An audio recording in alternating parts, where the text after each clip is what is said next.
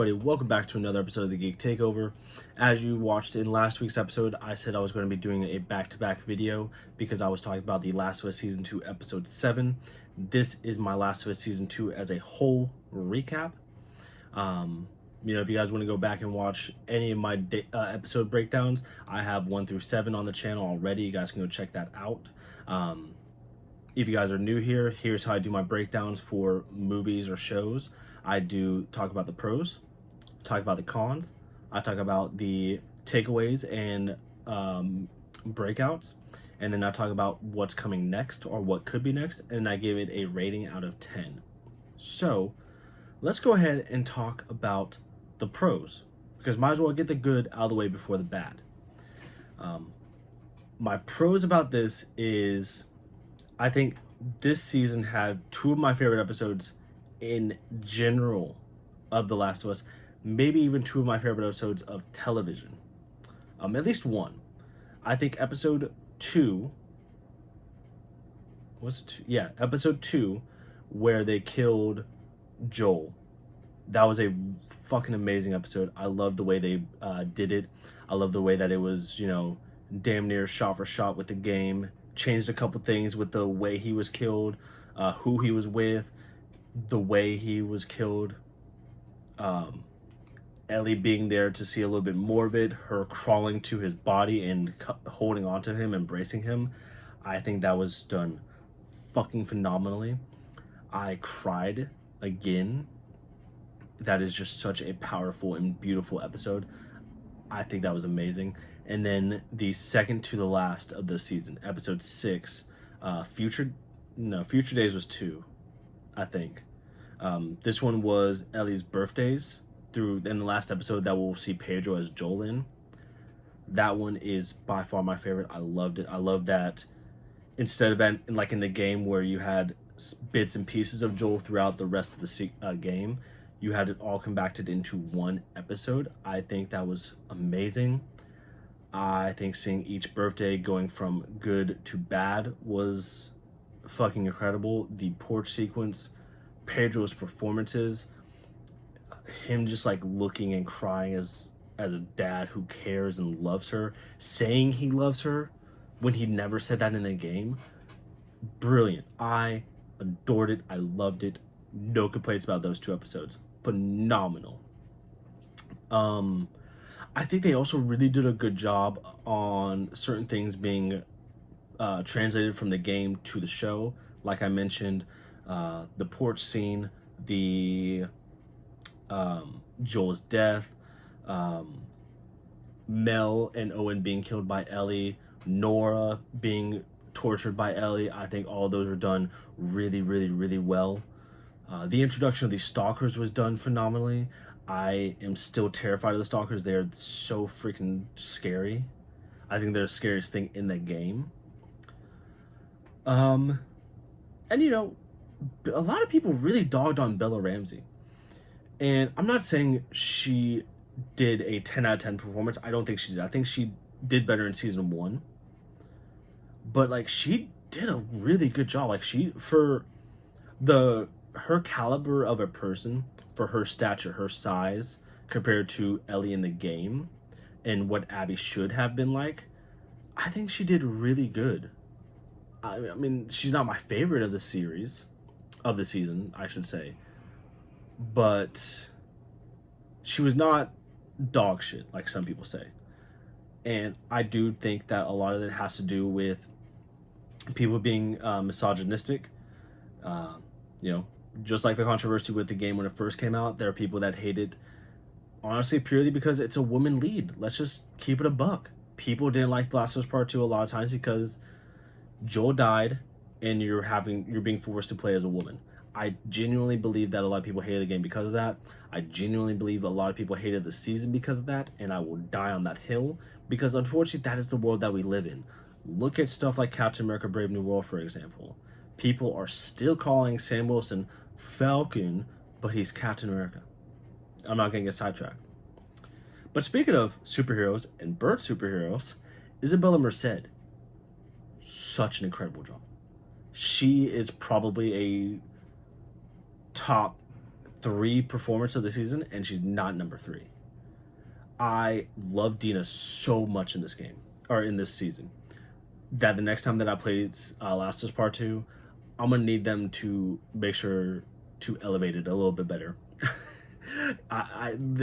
She killed it. She crushed it. I think she outperformed that role. She outperformed Bella Ramsey. I know I just said it about Bella. Isabella was the better actress in this show. She crushed it. She deserves her flowers. Can't wait to see her in Superman and Peacemaker. Give her these flowers. She did incredible. Awesome. They also had really good chemistry. Bella and Isabella, they were hilarious together. I'll never forget one of their first scenes when they meet the first stalker and they are trying to be silent, and Ellie's just trying to do like sign language, and she's like, eh. I think they were just funny. They were cute together. Also, I'm going to talk about this a little bit more, but Pedro Pascal, that Emmy better be coming for you, my guy. But that's enough about the good. Let's talk about the bad. The bad about this, the pacing. I think the pacing was kind of atrocious at parts. Episode 7 was a lot of stuff to wrap up in just an hour. That was kind of a lot. I think the Mel and Owen stuff could have been a little bit longer. I think what it was great. I think Tommy should have been already in Seattle like he was in the game, because I hope that they're not going to downplay his role, because he was a terrifying role in the game. I think Seattle Day 1 could have been fleshed out a little more. It kind of seemed like a lot of stuff just seemed rushed. And I get it. You can, in the show business, you can never guarantee you're going to get a season 3 or a season 4. So you don't know how much you have to do until it's done. So I'm not hating it. I'm just not liking it. Speaking about Tommy, I think he got underplayed. His best moment was in the beginning when he went basically one-on-one with a bloater. Besides that, he kind of took a major backseat. I'm hoping in season 3, when it's Abby's POV, that he's going to be a much bigger threat. I don't know. I hope so. And then there was a lot of things that were changed that were different. Some good, some bad, some not sure out yet. Like Shimmer in the game does not make it past day 1. Don't know really why Shimmer's still alive. Maybe it's a good thing, maybe it's not. Ellie has to kill a dog when she breaks into the aquarium. The dog's not there, so is the dog even around? Is it with Abby? Is it, who knows? Dina was with Joel instead of Tommy. That could be a good thing or a bad thing, depending on how you look at it. Ellie washing up on Seraphite Island makes no sense, but here it is. Yeah, I don't, I think my biggest issue was just the pacing. Some of the writing was a little wonky, but my biggest issue was the pacing. That is what killed it. And now back to talking about some good stuff. The breakouts. Like I already said, Isabella was a top 3 performance. She was not number 3. I think Caitlin Dever did amazing as Abby. I cannot wait to see season 3. She did, I think, the 3rd best acting. And then the number 1 acting goes to Pedro Pascal.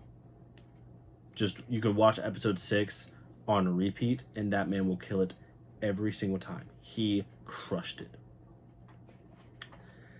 And now, what's next? Obviously, we have Abby's 3 days in Seattle. That'll pretty much be the entirety of season 3, I would imagine. We'll see the Rat King. We'll see Tommy. We'll see the Seraphites a lot more. We'll see Lev.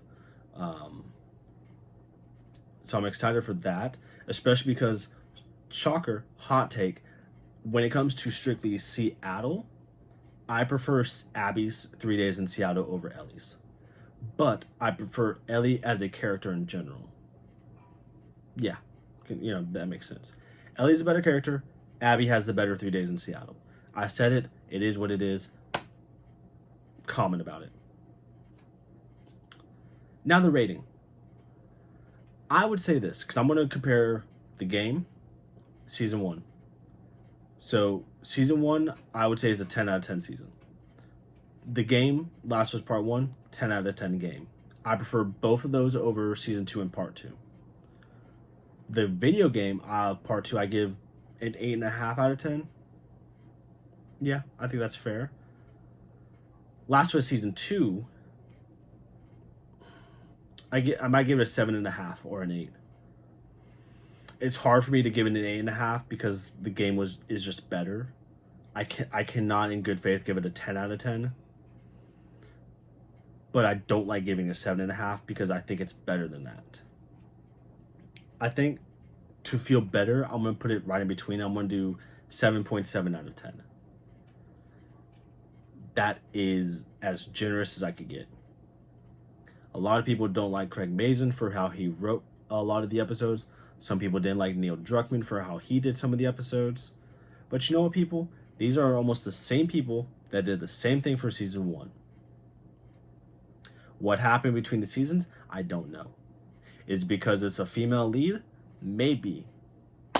But we'll just have to wait for, I assume season 3 will be out next year. And we'll either come with the same energy as season 2, or we're going to come with the same energy as season 1. And I cannot wait, because I love Abby. Not as much as Ellie, but Abby's a great character. So with that being said, guys, this is the end of the road. I'm so thankful for the journey. Last of Us is a very big part of me, so I'm happy that I was able to talk about this and give you my season breakdown. Don't know what's coming next, really. You know, in July we have Superman, Jurassic, Fantastic Four. Still working on doing a Sinners review. Still planning on doing some collabs with some friends. Maybe doing some gaming content. All that is on its way, I promise. But until next time, I hope you guys enjoyed this video. If you did, please make sure to hit that like button, comment, and share with your friends. Please do not forget to subscribe. And until next time, I will catch you all in the next video. This is the Geek Takeover, signing off. Bye.